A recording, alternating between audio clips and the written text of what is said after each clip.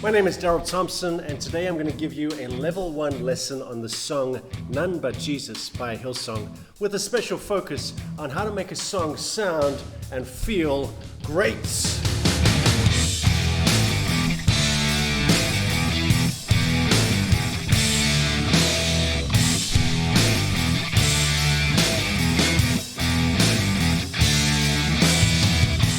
In today's lesson, we're going to look at the song None But Jesus, written by Brooke Frazier and performed by Hillsong and Hillsong United. Both versions of the song are in the key of C and the tempo is 140 beats per minute. Now I'm going to be looking at the Hillsong version, which is a stripped back version with just vocals and acoustic guitar with the capo on the 5th fret.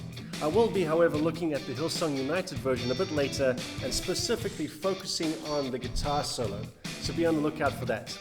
In the meantime, I think it would be a good idea if we understood what a worship song is. So to help us with that, we're going to go to our expert. Yes, well, what do we have here? How do we define a worship song? Yes, well, in Christian terms, a worship song is a song that we worship God with. Yes. Although some wouldn't like to admit it, they have subconsciously taken this term, worship song, and made it about a song that they worship. And so when this happens, some have heard maybe their most popular worship song on the radio or the record player, and when they hear the song, they respond with, "This is like my favorite song ever." To be effective in worship, we need to make sure that a song always remains a means to an end, and never the end in itself. Now that being said, singing a song isn't really the ultimate form of worship. Worship is a lifestyle, which means that our entire life is encompassed in this idea of worshiping God. That means the things that we say and the things that we do, which includes how we steward our musical abilities. So along with this, as we worship God by singing a song, recognize that the way that we play that song is also worship to God. So I'm going to play this song, None But Jesus, and then afterwards I'm going to talk with you about some of the things that I did to make the song sound and feel great.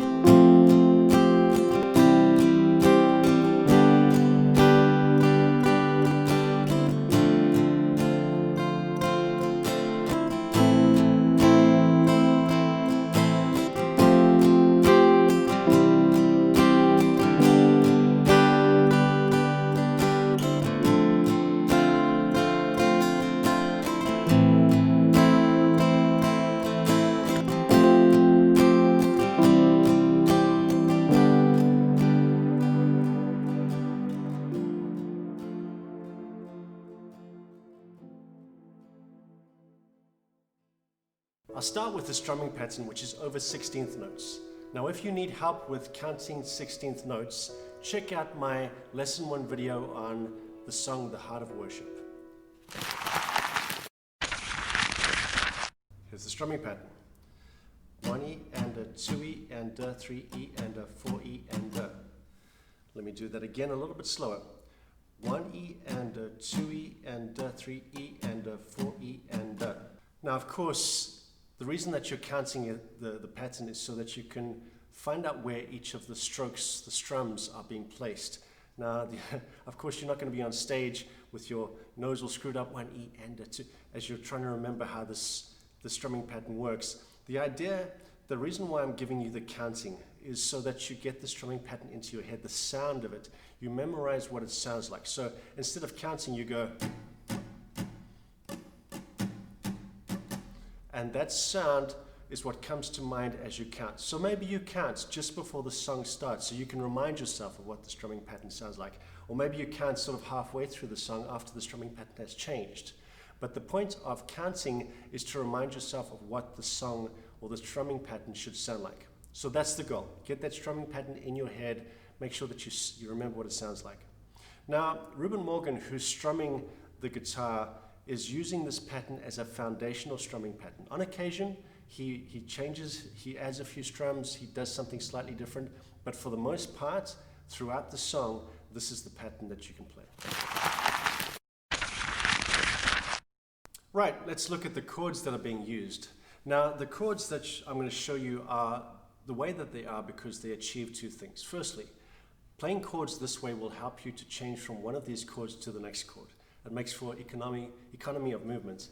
And another reason why we use these chords is because they have a certain sound to them. And the way that the chords sound as the song grows and moves definitely plays a big part. So, for example, the chord G. You might know the chord G to be like this or like this. And so what we're going to do to help us to access the chords after G, which are C and A minor, at least the shapes, although I'm in a different key here, I'm going to play the G like this. So now my first finger is all free and ready to move to the C chord.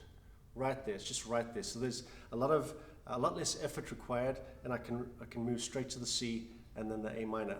Now you might be saying, well, look, playing this G and then going to that C isn't too big a deal. And I get that. But let's say you were playing a faster song and you had less time to change between G and C. Now, having your fingers pretty much where they need to be before you move from one chord to the other is going to be helpful. So this G is great going to that C. Now, another thing that's going to happen is you're going to be changing where you play on the guitar, especially what strings you're using. I would suggest, because we want a warmer sound for this, there you are accompanying some vocalists, you're going to play closer to the neck of your guitar and on the lower strings. In my level 1 lesson on Hearts of Worship, I said that the lower strings, the E, A, and D strings, were where your power is. And that is absolutely the case, especially when you hit those strings hard. But if you hit them softly, there's a bit of warmth to it. So there's just the...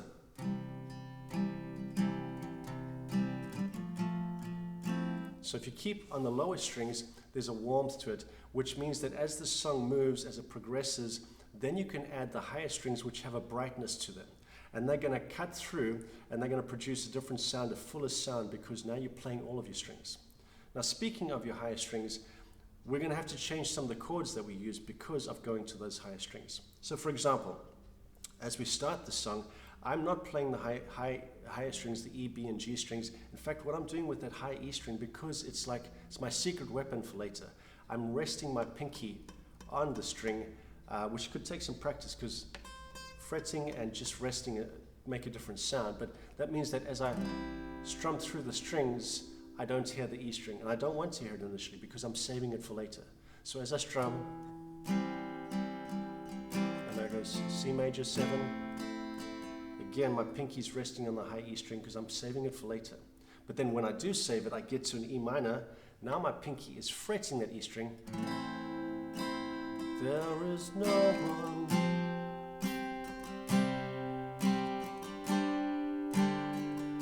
Can you see how those higher strings now add all this character to the song? And it's now both warm and bright at the same time, creating a contrast between how the song started and how it finished. Let's now talk about playing with feeling. Now, the first thing that you need to master when it comes to how to play with feeling is being able to stay with the tempo of the song. And the best way to practice staying in time with the song is to practice with the metronome. The metronome is consistent, it doesn't lie to you, it stays with a certain tempo. If you set it to play at a certain tempo, it will stay with that tempo.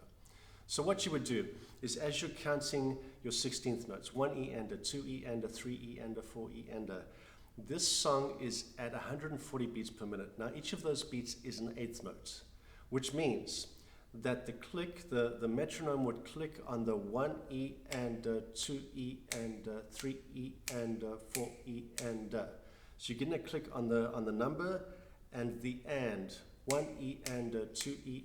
So what you should try and do is, as you're strumming away, as you're practicing your strumming pattern, try and get the strokes in that strumming pattern to land on that click of the metronome, land on it, right on it, like dead center. See how close you can get. Now, as you do this, what will happen is you get built into you the sense of what the metronome is going to do. You can actually hear the click and where it's going to land. So your body pretty much goes there before you hear the click. And that means that you've got a built-in metronome, which is great because now you understand what tempo should feel like. Then what you're going to do to create feeling is you're going to manipulate that sense of tempo. You're going to not change the tempo shouldn't waver. I mean, certain songs do, and they create a certain emotion. But in cases like this, especially with most worship songs, there is a constant tempo. Now what you want to do is you want to manipulate how that tempo feels, how that click, where you place your strumming. So if you want to make the song feel faster, you can place your strumming just before the click. I'm talking about a fraction of a second before that click. So what happens is, as the click goes, you play just before it. This is called playing ahead of the beat. And this gives a sense of, a feeling of rushing, a sense of urgency, which in the song None But Jesus would be quite inappropriate. So you want to do exactly the opposite. Instead of placing your strumming just before the click of the metronome, you want to play it just after. And that would create a sense of relaxed and possibly even lazy, dreamy, which is a great attribute of most worship songs. They're very laid back, playing behind the beat. And as you practice this, as you get good at it, what will happen is you go from a place of just being mindful of the chords that you need to play and the strumming pattern that you need to play them with, and you master those things so that now you're able to concentrate on other things. And one of the things that you want to concentrate on is how you feel as you play the song.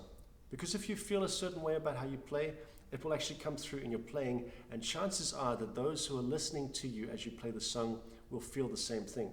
If you feel energetic and exciting, and as you play, that energy and excitement comes through your playing, people will hear it and the same feeling will be produced in them. And for example, in None But Jesus, as you play relaxed just behind the beat and you feel relaxed and you feel dreamy as you play it, there's a good chance that the people who are listening to you are going to feel the same thing, and they're going to want to listen to you some more. We need to have a look at the pre-chorus, because the pre-chorus contains a few different strumming patterns that veer away from the standard one we've talked about already. So we have this. On the this will be a D minor, but we're playing it with an A minor 7 shape. So straight away, the counting for that is 1 and 2 E and a 3 E and a 4 E and a. So what's happening is we're playing a whole bunch of 16th note strums and a 2 E and 1 and 2 and a 3 E and 4. So just keep that in mind: 1 E and a 2 E and a 3 E and a 4 E, and then we get to this part.